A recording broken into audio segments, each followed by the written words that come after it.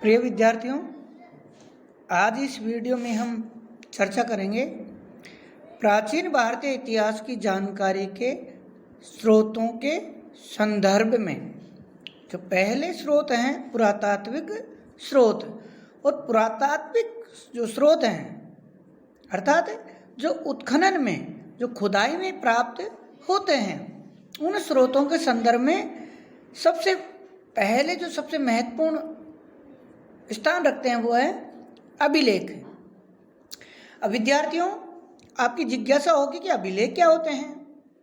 तो मैं आपको बता दूं कि जैसे अतीत प्राचीन काल में ऐसा समय था विद्यार्थियों कि जब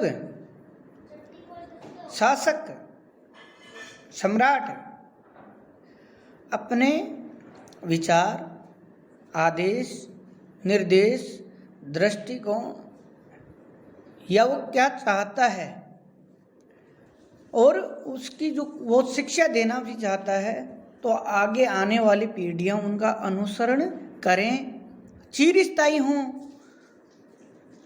वो ऐसा चाहता है। तो उसके लिए क्या करें, क्या उपाय किया जाए। आप जानते हैं कि अतीत में आज से ठीक विपरीत परिस्थितियां थी।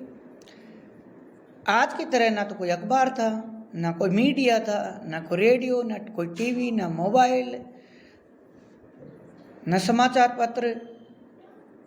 तो वो शासक है प्रजा के पास, जनता के पास अपने विचार, आदेश, निर्देश कैसे पहुंचाए।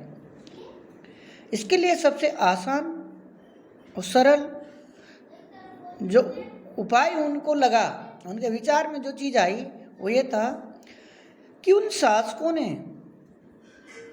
अपने आदेश, निर्देश, विचार, दृष्टिकोण वो चिरस्थायी हों, इसके लिए उनको उत्कीर्ण करवा दिया, यानी खुदवा दिया। अब कहाँ खुदवा दिया? जैसे कोई दीवार पर, कोई मूर्ति के नीचे, कोई चट्टान पर, कोई बड़ा पहाड़ की शिला है उस पर, कोई बात है गुफाओं में, जो पहाड़ों की कंदराओं में गुफाएं होती थी, उनकी दीवारों पर। तो उन्होंने, शासकों ने क्या किया कि अपनी अपनी जो बातें थी, आदेश, निर्देश, दृष्टिकोण, विचार जो वो जनता को देना चाहते थे, उनको इन पर उत्कीर्ण करवा दिया। अब प्रिय विद्यार्थी, उत्कीर्ण से तात्पर्य ये नहीं कि अपने चौक से लिख दिया, पेंसिल से लिख दिया तो वो मिट सकता है, लेकिन उन्होंने जैसे छेनी या थोड़ा या कोई ऐसी चीज़ है बारीक, उसको उनको खुदवा कर चिरस्थायी बनाने का प्रयास किया, और वही चीज़ कहलाती है अभिलेख। ये मंदिर की मूर्ति पर हो सकता है तो कहलाएगा मूर्ति लेख। गुफा है, जो पहाड़ की गुफा है, गुहा और गुफा एक ही बात है, उसकी दीवार है तो गुहा लेख। छोटा पत्थर है, चट्टान है, स्तंभ लेख।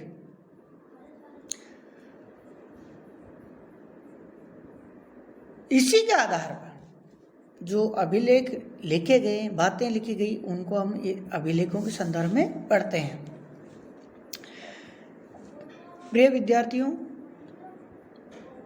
अगर अपन अभिलेखों की प्राचीनता की तरफ जाते हैं तो सबसे पहला जो अभिलेख हमें प्राप्त होता है, विश्व इतिहास के संदर्भ में बात करते हैं तो सबसे पहला अभिलेख प्राप्त होता है एशिया माइनर, टर्की में प्राप्त अभिलेख, जिनका समय है 1400 ईसा पूर्व, यानी ईसा से 1400 साल पहले, आज से लगभग 3450 साल पहले। प्रिय विद्यार्थी, ईसा पूर्व और ये क्या चीज़ है मैं अलग वीडियो में आपको बताऊंगा। तो बोगज को यह अभिलेख सबसे प्राचीन अभिलेख माना जाता है, जिसमें प्राचीन भारतीय वैदिक जो 4 देवता थे, इंद्र, मित्र, वरुण इंद्र, मित्र, वरुण और नासत्य, इनका उल्लेख भी मिलता है। भारत के संदर्भ में बात करते हैं तो भारत में लगभग 2500 ईसा पूर्व सिंधु घाटी सभ्यता के समय में अभिलेख मिलते हैं, लेकिन मोटे तौर से हम यूँ कहें कि अशोक के समय से अभिलेख मिलने प्रारंभ होते हैं। और अभिलेख जो हैं, अशोक को प्रेरणा मिली थी ईरानी सम्राट दारा प्रथम से, कि अपने अभिलेखों के माध्यम से अपनी प्रजा को, जनता को वो संबोधित करे, अपने विचार रखे, भावनाएं रखे, दृष्टिकोण रखे। वो तो भारत में अशोक के अभिलेख सबसे पहले प्राप्त होते हैं शासकों के संदर्भ में।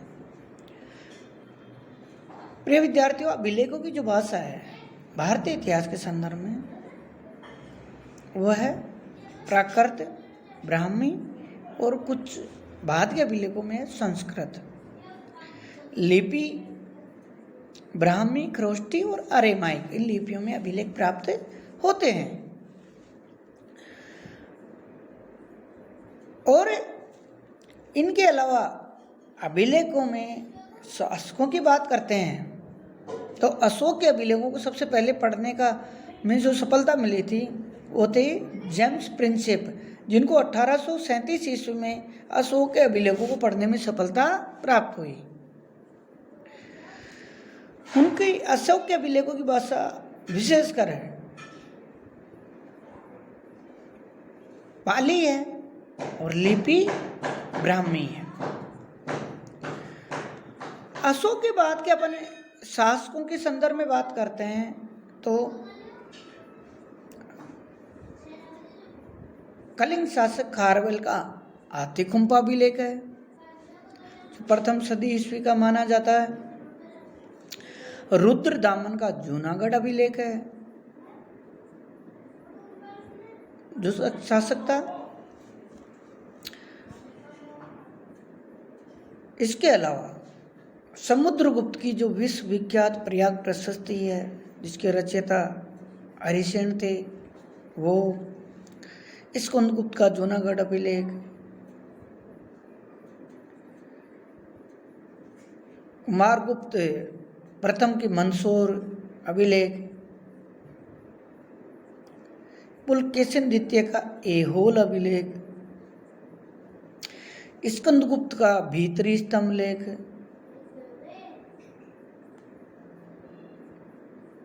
मिहिर भोज की ग्वालियर प्रशस्ति आदि महत्वपूर्ण स्थान रखती हैं। धन्यवाद।